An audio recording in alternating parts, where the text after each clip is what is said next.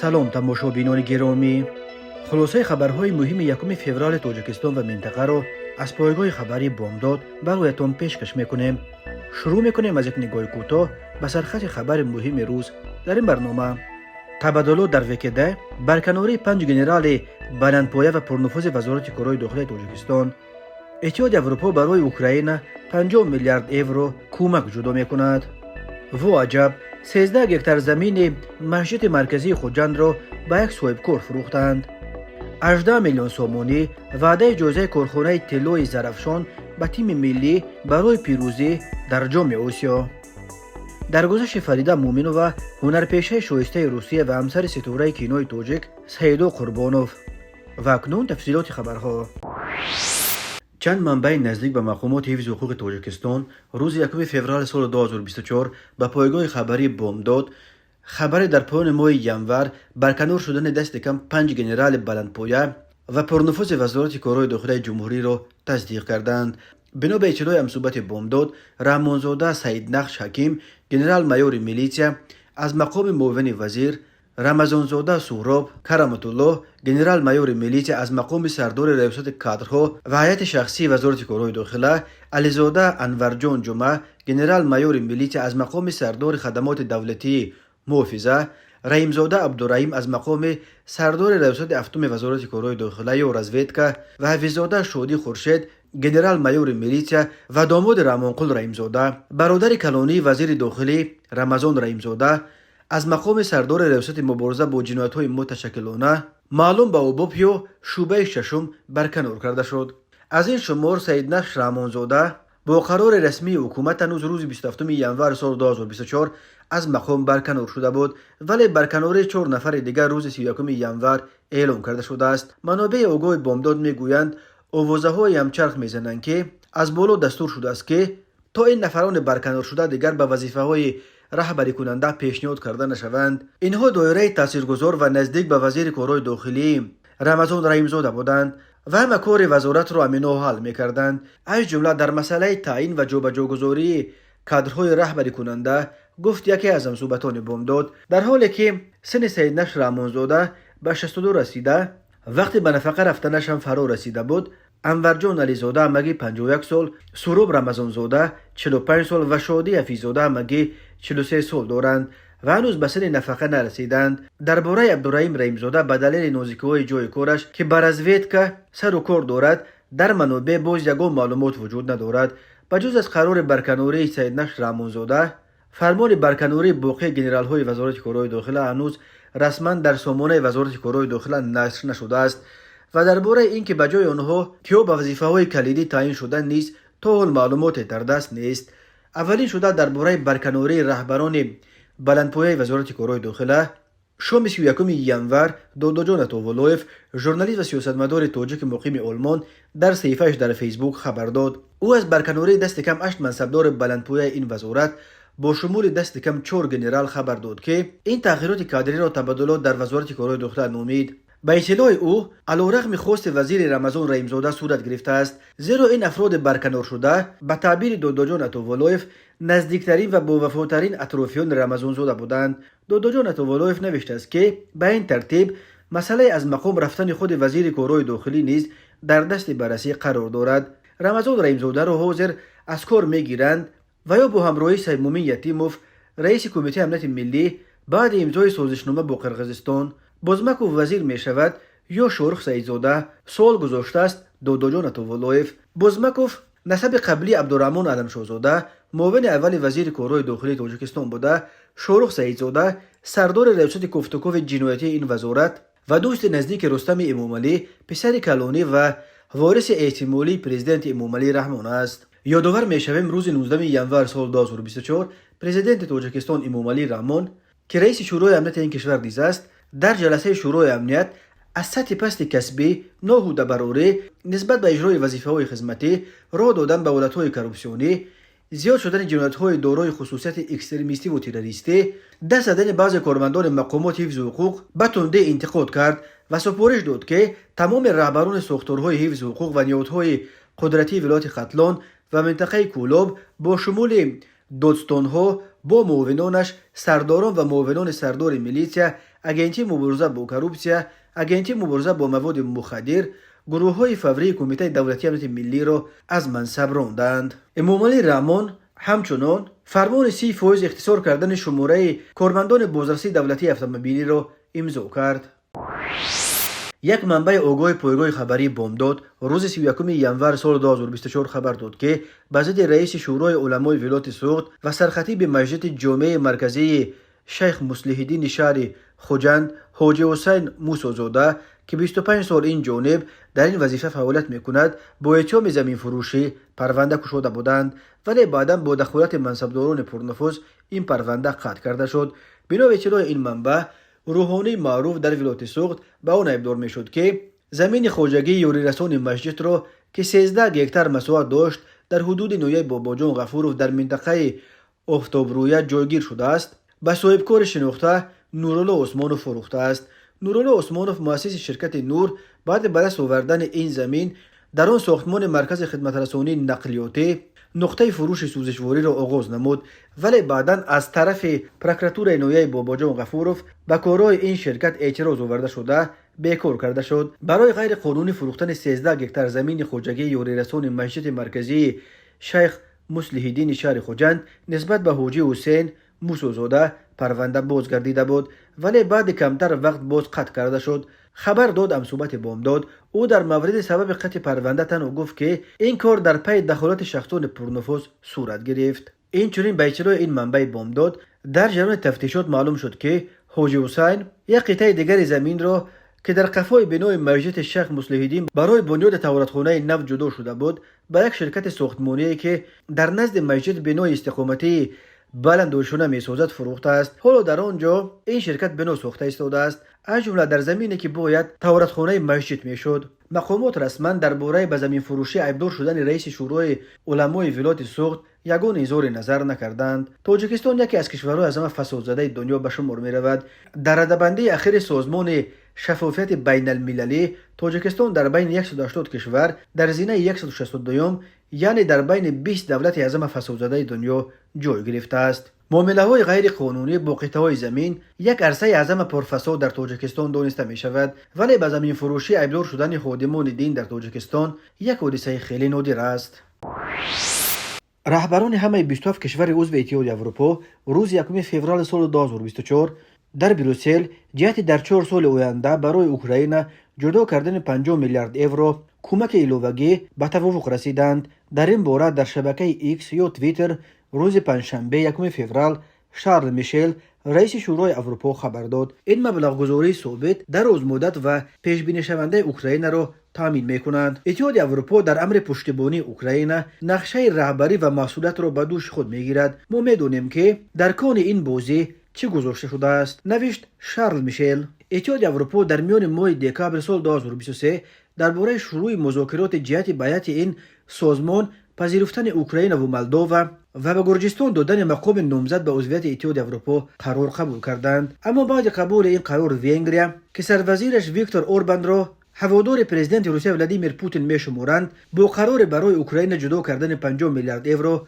کمک ویتا گذاشت. اوربان گفت ما به این مسئله در شورای اروپا سال آینده بعد آمادگی کامل برخواهیم گشت. روز 29 ینور وزیر خارجه وینگریا پیتر سیارتو از اوکراین بازدید کرد. در شهر اوژگورود که بخش اعظم اولیش را مهاجران تشکیل میدهند با همتای اوکراینیش دمیتری کولبا و رهبر دفتر پرزیدنت اوکراین اندری ایرماک ملاقات کرد. ایرماک گفت در برابر مسائل دیگر آنها مسئله تیار کردن سفر ویکتور اوربان به اوکراین را نیز بررسی کردند. در عرفه ملاقات اوژگورود نشریه بریتانیایی فاینانشل تایمز در یک مقاله با تکیه به یک سند داخلی اتحادیه اروپا نوشت که اگر ویکتور اوربان با بسته کمک‌ها برای اوکراین ویتا گذارد، اتحادیه اروپا در جواب به اقتصاد وینگریا ضربه جانکو خواهند زد. تصمیم اتحادیه اروپا برای جدا کردن 50 میلیارد یورو کمک به اوکراین در حالی است که از شروع جنگ روسیه به ضد اوکراین 2 سال می‌گذرد. جنگ روسیه به ضد اوکراین یکی از جنگ‌های از همه بزرگ و خونین از زمان جنگ دوم جهانی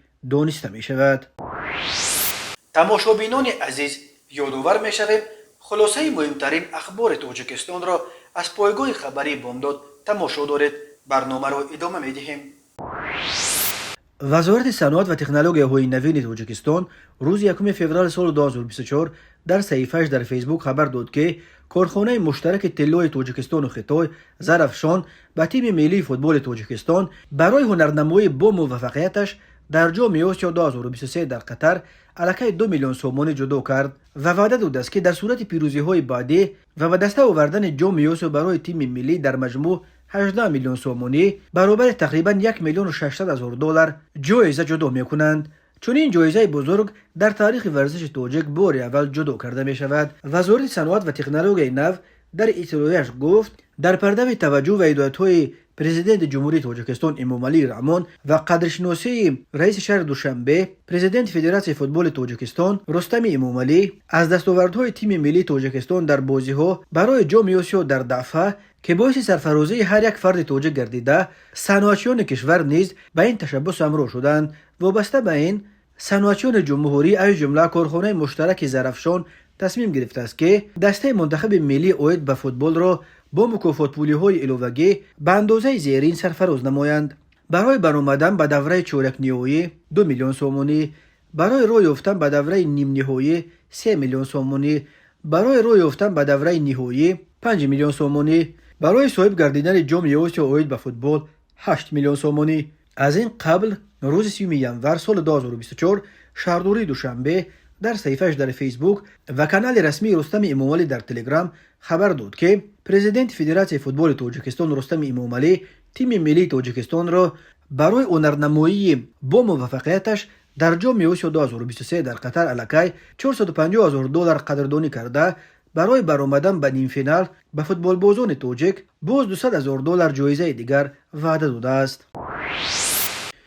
فریده مومنووا هنرپیشه شایسته روسیه و همسر هنرپیشه معروف تئاتر و کینوی تاجیک سیدو قربانوف روز 31 ژانویه سال 2024 در سن 67 از عالم چشم پوشید. سالهای آخر فریده مومنووا با اهل خانواده‌اش در شهر سواستوپل زندگی میکرد. فریده مومنووا 23 نوامبر سال 1957 در شهرک لسنوی ولایت کیروف روسیه به دنیا آمده است. پدر او ازبک و مادرش روس بودند. فریده مومنووا سال 1976 آموزشگاه خورئوگرافی تاشکند را ختم کرده از سال 1977 تا 1979 در انسامبل مشهور رقصی بهار هنرنمایی میکرد. او سپس برای ادامه تحصیل به مسکو رفت. سال 1983 رشته هنرپیشگی یا دانشکده کینماتوگرافیا را در استخوانه هنرپیشه مشهور باریس چیرکوف ختم کرد و برای کار به دوشنبه به تئاتر روسی به نام مایاکوفسکی فرستاده شد. فریده مومنووا سال 1986 تا 91 در صحنه تئاتر روسی دوشنبه هنرنمایی کرد و محض در همین جا به هنرپیشه تاجیک سیدو قربانوف دل بست و با او ازدواج کرد. بعد شروع جنگ شهروندی در تاجیکستان فریده مومنووا و سیدو قربانوف نیز ترک تاجیکستان کردند. آنها را در قطار یک گروه بزرگ هنرپیشگان تئاتر به نام مایاکوفسکی کارگردان شناخته والری احادوف با خود به ماگنیتوگورسک برد. احادوف تا سال 1998 سرکارگردان تئاتر درامایی به نام پوشکین شهر ماگنیتوگورسک بود. فریده مومنووا از اولای سال 90 تا سال 2004 در تئاتر ماگنیتوگورسک هنرنمایی کرد و سال 2006 به مسکو به تئاتر تحت رهبری هنرپیشه شوراتیور ارمن جیگرخانیان پروگرس سцена به کار گذاشت. همسر او سیدو قربانوف از هنرپیشه‌های مشهور کینوی تاجیک عصر 20 دانسته می شود. سیدو قربانوف 6 یونیو سال 1947 در دهه قلعه لب آب نویه غرب حال و رشت و دنیا آمده. از سال 1965 در کینوستودیوی تاجیک فیلم به هنرنمایی آغاز کرد. او در دهها فیلم‌های تاجیک فیلم